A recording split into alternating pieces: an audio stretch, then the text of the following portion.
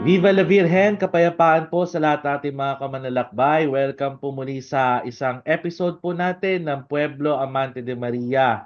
Kung mapapansin po ninyo, wala po ang ating mga co-hosts na taon po na dala po ng katapusan po ng pilgrimage season sa Antipolo. Sila po ay mga hindi, hindi na po available at baka po marami na pong ginagawa. At ngayon po ay meron po tayong isang special episode po ngayon kasi alam po natin na nung nakaraan pong July 9 ay may pinagdiwang po tayong dalawang napakahalagang pagdiriwang po sa simbahan po sa Pilipinas at lalo tigit po sa Diocese ng Antipolo. At ito po ay yung pong kumbaga ay back-to-back na pagdiriwang po ng solemn declaration po ng kauna-unahan pong minor basilica sa Diocese of Antipolo, ang Basilica ng San Juan Bautista sa bayan po ng Taytay. At saka po syempre po ang closing po ng pilgrimage season doon po sa ating pinakamamahal po na Katedral ng Antipolo at International Shrine of Our Lady of Peace and Good Voyage. Syempre po, ang isa po sa mga gusto ko ipakilala po sa inyo naging co-host po natin at syempre po ngayon po, siya naman po ay magiging guest po natin sa episode na ito. Walang iba po kundi po si Father Franz Baasis. Viva la Virgen, Father Franz. Viva la Virgen, kapayapaan po sa inyo mga kamanlalakbay. Ito po ang aking unang pagkakataon na mapunta dito sa podcast na ito. Biro lamang mga Oo. kamanlalakbay. Ayan, isang karangalan po sa akin na ako naman ang maging isang bisita dito sa ating podcast na ito. At syempre po, di po nag-iisa si Father Franz. Narito naman po kasama din po natin. Siya po ang lay coordinator po ng Basilica Ministry para po sa mga pilgrims na dumarayo po doon sa Taytay. Walang iba po kundi si Brother Gio Piloteo. Viva la Virgen, Brother Gio. Viva la Virgen po sa ating lahat. Masayang-masaya po kami, ang buong bayan ng Taytay, na nakasama din kami ngayong episode na to ng Pueblo Amante de Maria. Yan. So, huwag na natin patagalin, Father and Brother, simulan na po natin ang ating kwentuhan, no? So, ito po kasing special episode natin ay talagang dito natin makikita yung espesyal na relationship o pag-uugnay po ng dalawang simbahan po na ito ng Taytay at saka po ng Antipolo, no? So, Father Franz, Brother Gio, syempre nakatutuwa po na ngayon na meron na po tayong minor basilica sa Diocese of Antipolo, ang simbahan po ng Taytay, no? Ano po ba ang naging kaugnayan ng dalawang simbahan po na ito ng Taytay at Antipolo, lalo na po sa mga unang taon po ng kasaysayan po ng dalawang simbahang ito? Ayan, kinikilala po natin ang simbahan na ito bilang unang simbahang bato na tinatag ng mga Heswita sa Ayun. labas ng Maynila. No? Pero alam din naman natin na unang naging parokya dito sa aming diocese talaga rin ay ang simbahan ng Antipolo. No? Ang Antipolo. Kaya kung makita natin, itong dalawang ito sa kasaysayan, parang nagtutulungan. Mhm. Kumbaga, hindi sila naglalamang, hindi nagkokompetisyon, kung Mhm. hindi nagtutulungan sa paglilingkod, lalong-lalo na dito sa lugar na ito.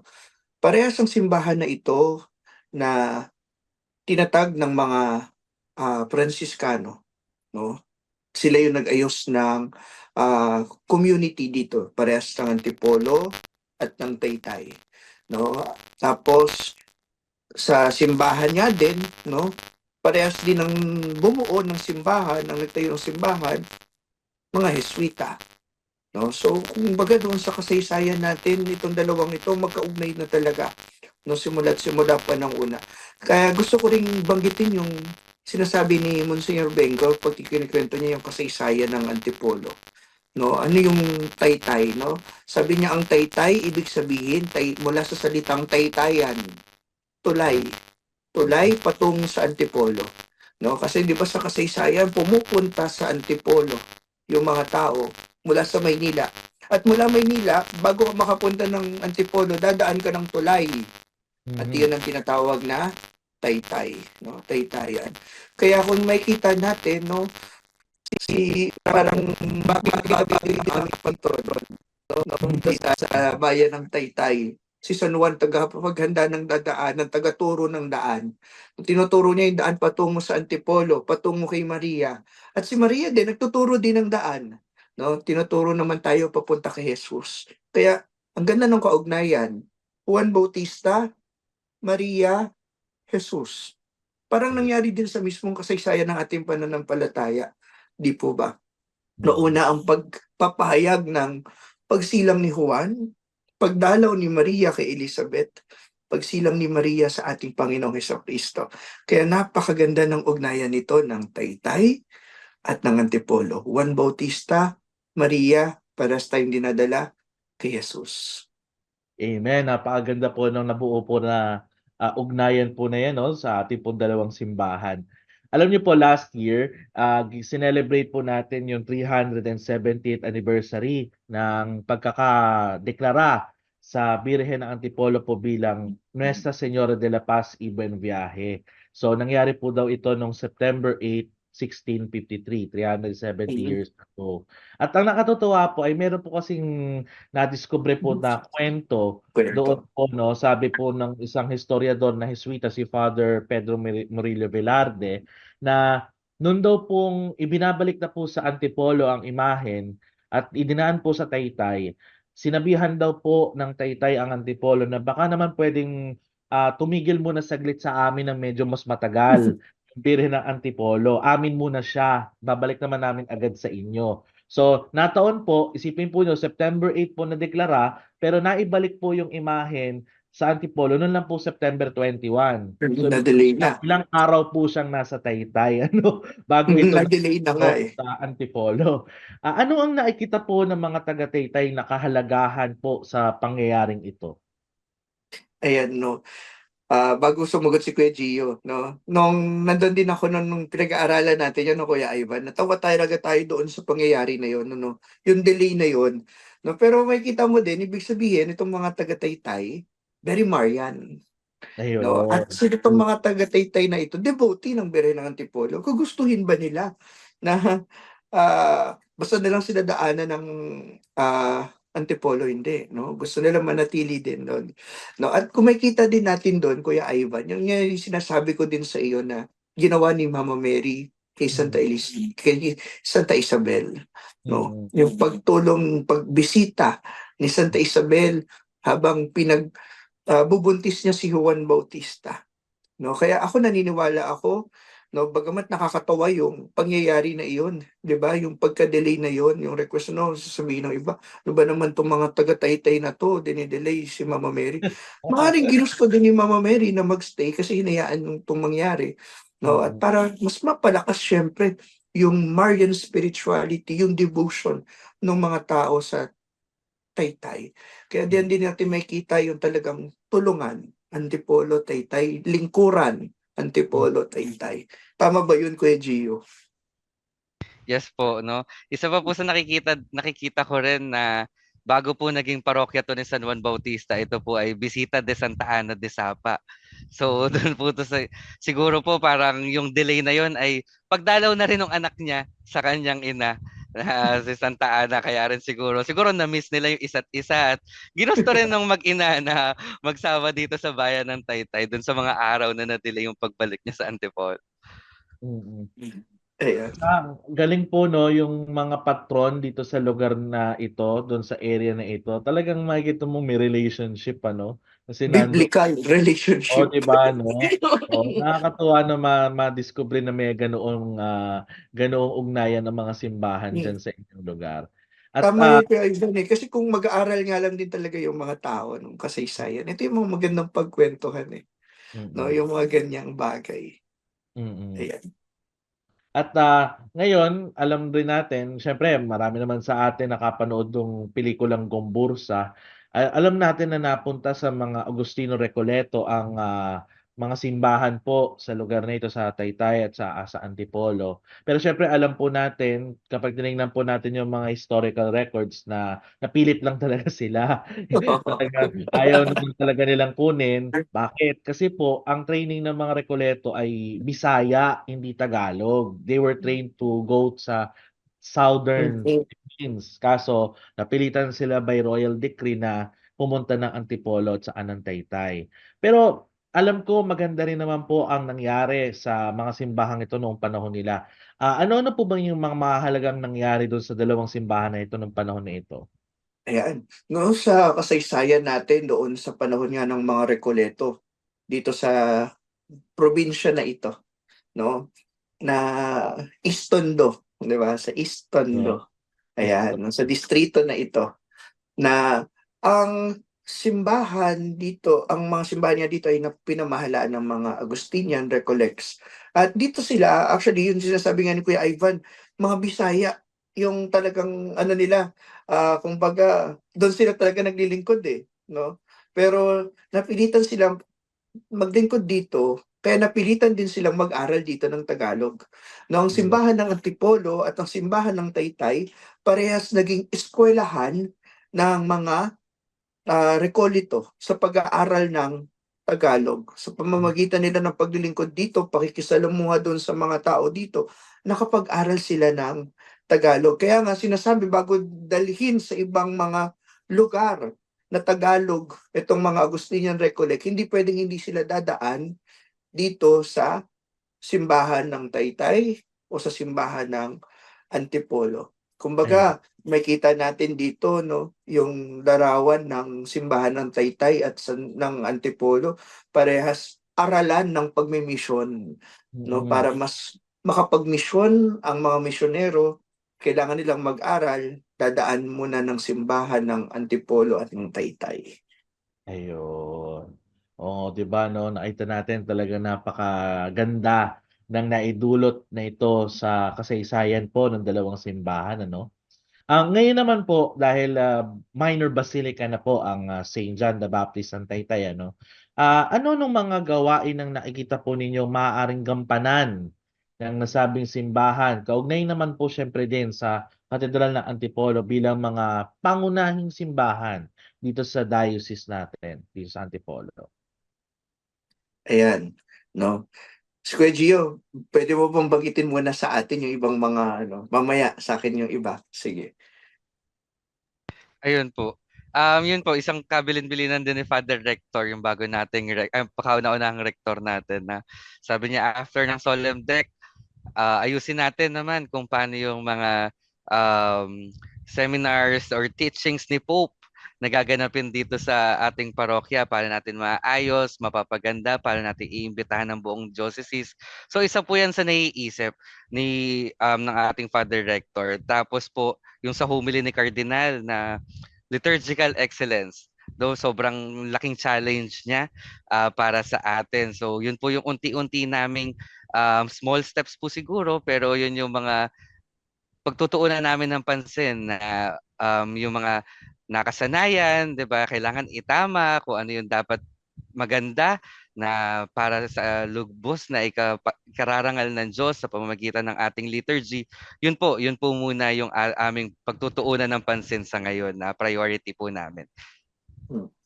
Ayan, no? Amen. Ugnayan din po noon, ano, sa ano namin, no, ang aming very reverend Father Pedrito Noel Rabonsa III, DD, ay wala pa palang DD, next time na yun, no, ang aming rector, no, sinasabi niya rin sa amin palagi, no, isa sa mga tungkulin din ng Minor Basilica is to be the second cathedral. Diba, Mm. tama ba yun, Kuya Ivan? Diba, ikaw ang expert din dyan, ano?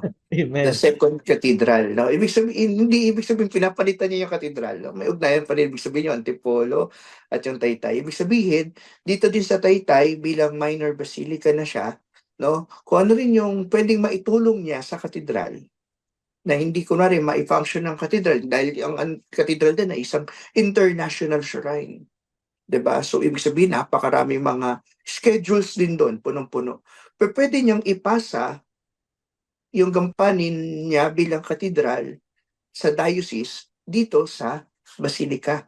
Halimbawa, gusto ng aming obispo dito na ganapin yung Christmas, then pwede na rin.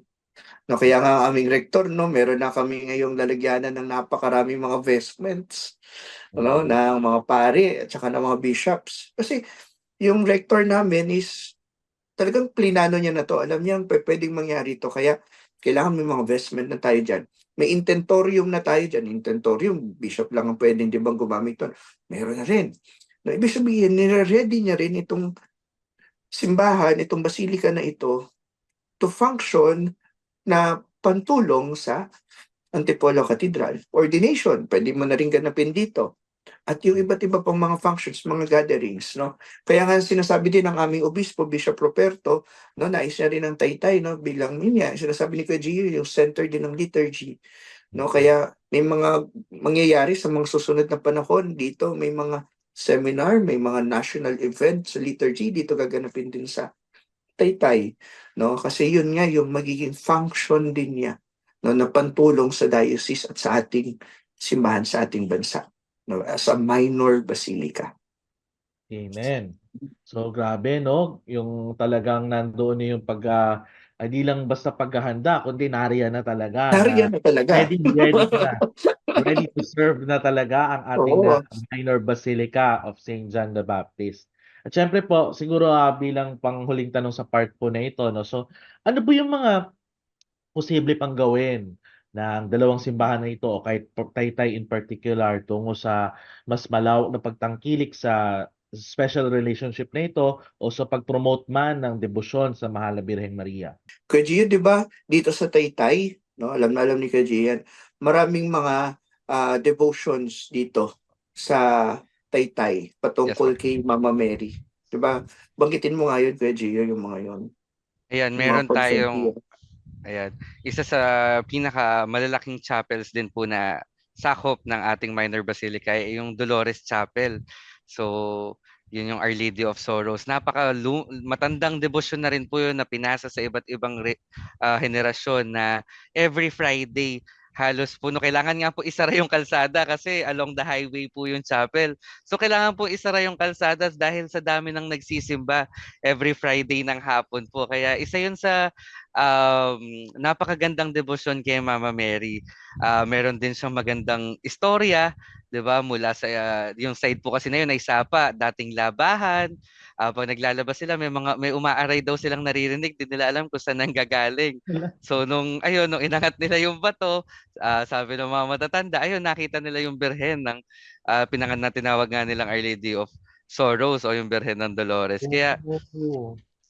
kaya ayun, isa yun sa maganda na laging nilalapitan. Kahit po walang misa, lahat ng dadaan, mapa nakamotor, nakasakay sa jeep, naglalakad, lahat po ay tumitigil at sumisilip sa mahal na ina, nagbibigay ng maikling panalangin para sa kanya, para ihatid tayo kay Jesus. Kaya isa yun sa napakagandang debosyon sa aming mahal na ina. At isa rin po yung lagi kaming merong Marian exhibit. Ayan. So every birthday ni Mama Mary, September 8, sa Feast ng Immaculate Conception. So lagi rin po kaming may exhibit na kadalasan ginagawa sa gym sa tabi ng simbahan. So andun po lahat ng Marian images na meron ang pagmamay-ari ng Taytay, mga miyembro ng Samang Semana Santa dito sa Taytay. So tumatagal po siya ng 1, 2 linggo na pinupuntahan po ng mga Taytayenyos at ng mga karatig na bayan upang mapalalim yung debosyon at pagkilala sa ating mahal na ina. Ayun Mhm. po.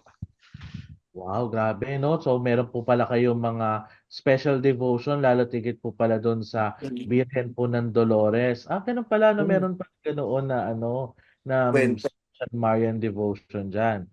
Yes, Father Tsaka ano, Frank. sa Lansata din, di ba? Tsaka Immaculate Conception, may mga iba't iba din mga image dito na talagang miraculous.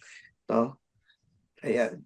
So ibig sabihin po pala lahat ng mga Marian images na ito, pwede po nating i-promote na no? At Yes. malay natin, baka po in the future, meron po dyan magkaroon po ng special recognition, yung isa sa mga Marian devotions po dyan sa Taytay. Ano, tingin niyo, Oo. Father? Pwede yung Annunciata. Pwede Yes din po. yung Dolores. Honest. No, kasi malalakas yung devotions ng parehas ng mga to, no? Kaya nga Kuya Ivan di ko na rin nadadagdag di ba? Tingnan mo, very Marian yung mga taga-Taytay, kaya talagang gusto rin nila siguro yung very ng Antipolo. Na magstay dito kasi yung very Marian itong Mhm. mga taga-Taytay, no? Even sa kung makita mo din ngayon yung retablo ah, ng simbahan ng Taytay, no? Nandun din ang Birhen, hindi nawawala. Yes, so ano, Birhen ng talagang Tripolo. Meron talagang siyang special place doon sa santuario Yes. ng ating basilika. Okay, so alam ko po na ito po ay talagang naging masayang kwentuhan po, pero bibigyan po natin ng konting pagkakataon po na magkaroon po ng parang some sort of personal sharing din yung isa po sa ating mga special guest, si Brother Gio, bilang isa pong taga-Tay po, no? So, tayo po ay dadako naman po sa second part ng ating pong podcast. Viva la Virgen po, kapayapaan po mga kamanlalakbay. So narito po tayo sa part 2 ng ating pong podcast. Syempre po dahil wala po tayo iba pong co-host, ako rin po ang gagawa nito. Pero ako naman po yung masaya po na i-welcome po si Brother Gio na kasama po natin para po sa part po na ito ng ating podcast. Viva la Virgen, Brother Gio. Viva la Virgen, Kuya Ivan, and salamat na naimbitahan din ang bayan ng Taytay sa pamamagitan ko ngayong gabing ito. Amen. At syempre simulan na po natin ano. Siguro ito'y alam mo at alam din ng maraming mga taga-Taytay. Kasi medyo makasaysayan din ito nung unang beses na nagmisa si Bishop Roberto Santos, yung bagong obispo ng Antipolo, diyan po sa Basilica. Hindi pa siya Basilica noon. So parang last year ito kung di ako nagkakamali. Apo. Sinabi niya itong mga magagandang salita na ito. Ito nga ang naging tema ng ating podcast ngayong araw. Yun yung mga salitang, tayo na sa Antipolo, tuloy tayo sa Taytay. Di ba, no? Ganda pakinggan, Apo. di ba?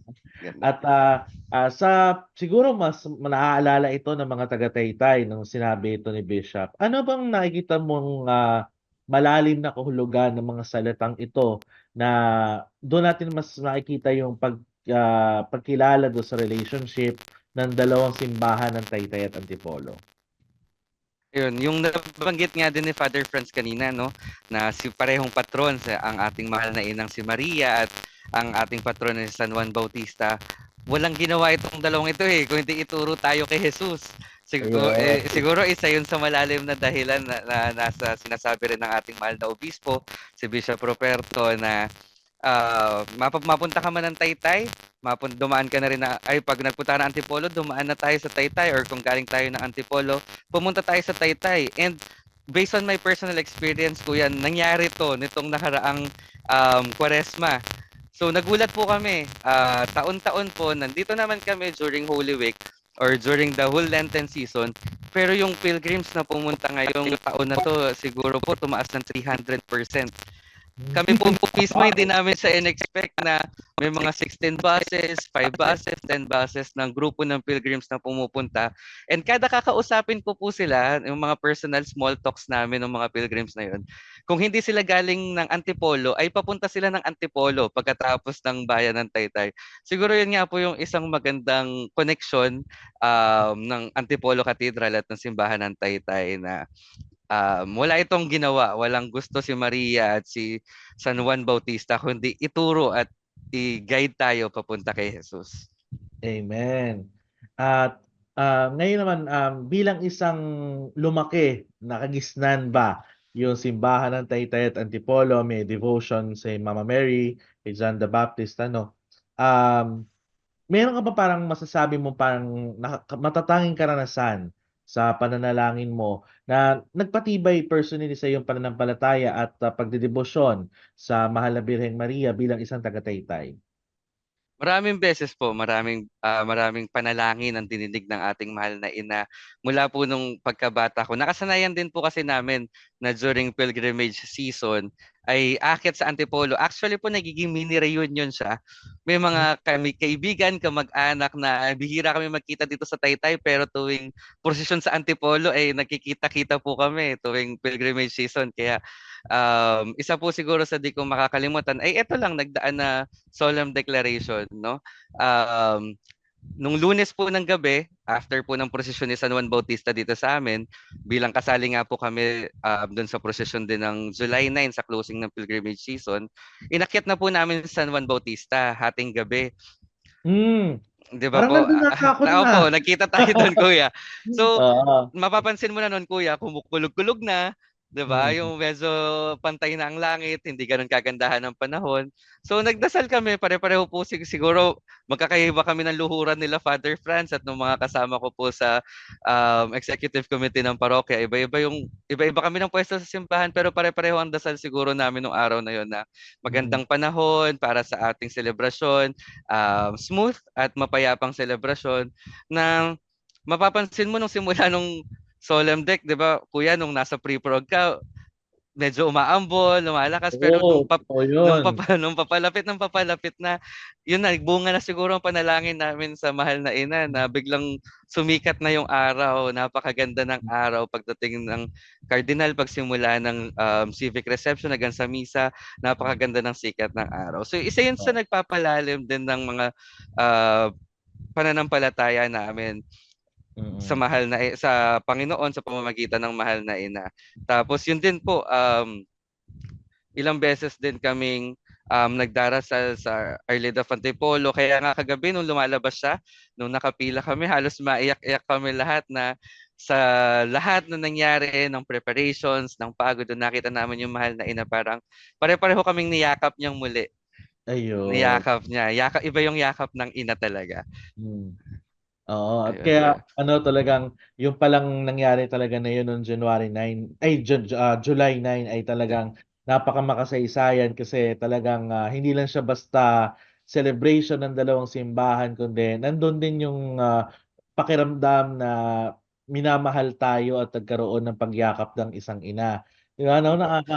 Talaga, ako personally nakakapatig-balahibo yung ganong experience na alam mo yung kahit pagod ka na, kahit alam mong Opo. ang daming ginawa, pero nandoon yung consolation, nandoon yung kaligayahan na ikaw ay nakita mo, nasaksihan mo ang Birhen ng Antipolo, ang karanasan na yon sa pilgrimage season. So ayan, napakaganda po ng kwentuhan natin. At syempre po Opo. siguro panghuling tanong na po, Brother Gio, no? So alam po natin na sina San Juan Bautista at ang Mahal na Birheng Maria, parehas yan ng mga patron na talagang naging halimbawa Opo. para sa ating mga mananampalataya at talagang may role sa salvation history. Kaya nga sila lang yung dalawang santo na may birthday na sineselebrate Opo. both kay Jesus, di ba, no? Um, Paano ito nasasaksihan itong halimbawa na ito ng dalawang patron, bilang mga taga-Taytay, yung sa pagpatuloy po na pagkilala ng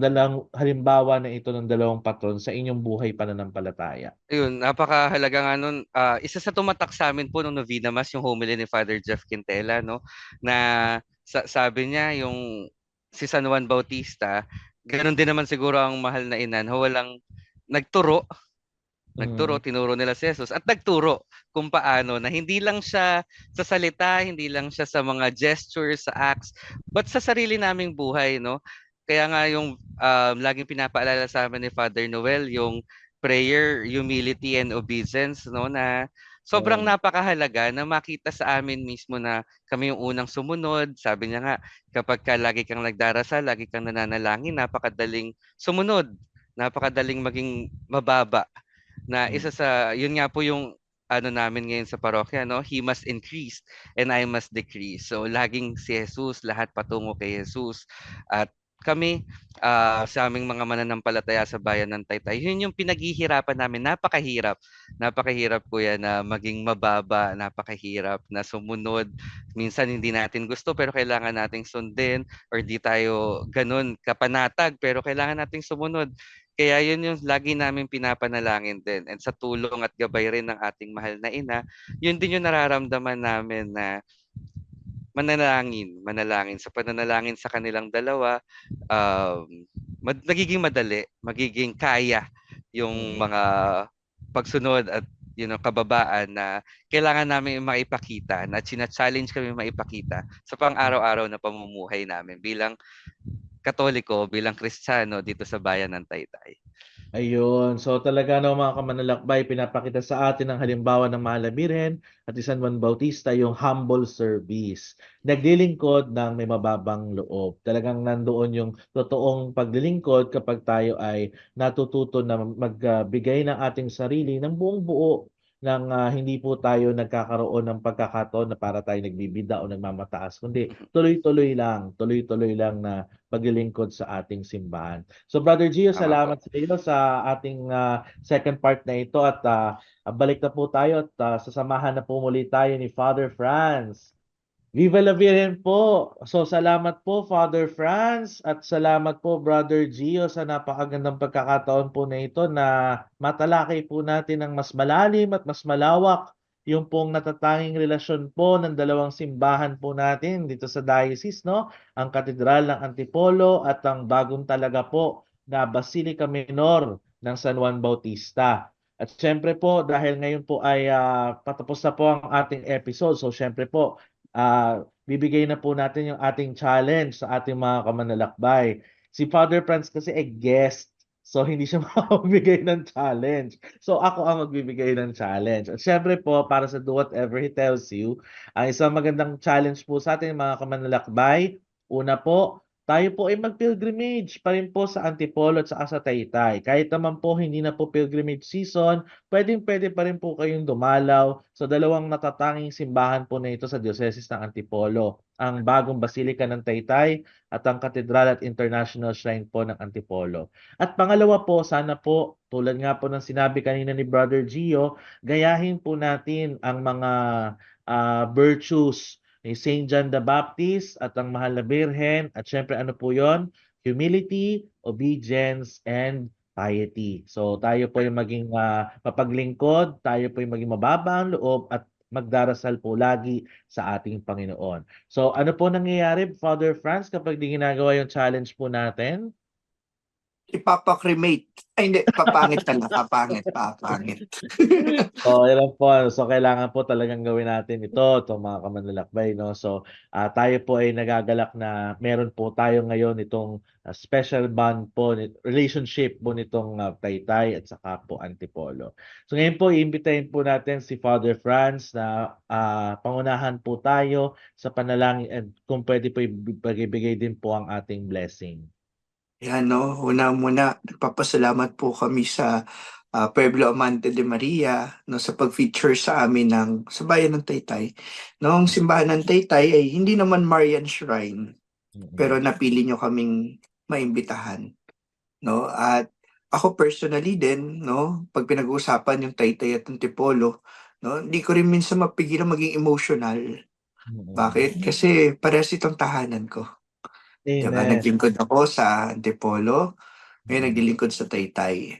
No, kaya nga lagi pag nakikita ko si San Juan Bautista at saka si Mama Mary ng Antipolo magkasama, naluluha ako palagi. No, kasi no, ibang karanasan 'yon para sa akin. No, kaya sabi ko nga siguro talagang plinano ng Diyos 'to, no? Maging pari ako, maglingkod sa Antipolo, maglingkod sa Taytay. No, at ito nabibigyan sila ng parangal, no? At nagiging bahagi ako ng pagtulong para maparangalan sila. Kaya yung parang ang sarap maglingkod, no, ng para doon na papakilala sa mga tao ang parehas sa simbahan na ito, parehas sa pagdedebosyon na ito kay Birhen ng Antipolo at sa Taytay. Kaya ayun, no, talagang magkaugnay ang simbahan na ito. No, at mapalad ako, nasa gitna din ako ng dalawang simbahan na ito. Isang malaking karangalan, ito isang para mas makapaglingkod, no, sa atin. Kaya babaunin ko pa rin syempre, yun nga, yung laging tinuturo ng dalawang taong ito, no, yung panalangin, pagsunod, at paglilingkod ng may kababaang loob. Ayan. Kaya mga kamanlalakbay, hayaan niyo po kung bigyan din kayo ng pagbabasbas para sa inyo. Sumainyo ang Panginoon. At sumayin niyo rin. Yumuko kayo habang ginagawad ang pagbabasbas. Ama naming makapangyarihan, basbasan niyo po ang lahat ng mga nanonood nito ng aming podcast ngayon para sa simbahan ng Antipolo at simbahan ng Taytay, ang aming pagdedebosyon kay San Juan Bautista at pagdedebosyon namin sa mahal na ina. Nawa po Panginoon ay matularan namin silang dalawa sa pagsunod sa iyong kalooban, sa laging pakikipag-ugnayan sa iyo, at sa pagdadala sa bawat kapatid namin kay Kristo. Nawa rin po Panginoon, patuloy niyo po kaming ingatan ng aming diocese ng Antipolo, patuloy kaming maging talagang simbahan ng mga dukha, simbahan na sumusunod sa kalooban mo, simbahan ni Kristo na pinapakilala siya sa bawat tao. Hinihiling namin ito sa ngalan ni Kristo ang aming Panginoon din at ng aming panalangin din ng aming mahal na ina, ang Birhen ng Antipolo at ang pinsan ni Jesus, ang tagapaghanda ng kanyang daraanan, ang si San Juan Bautista. Pagpalain nawa kayong lahat ng makapangyarihan at mapagmahal na Diyos, ang Ama, Anak at Espiritu Santo. Amen. Amen. Pumayo kayo sa kapayapaan. Salamat sa Diyos. Salamat Viva sa la Salamat Diyos. sa Diyos. Viva la Viva! Virgen! Salamat po, mga kamanalakbay. Thank you po. Thank you.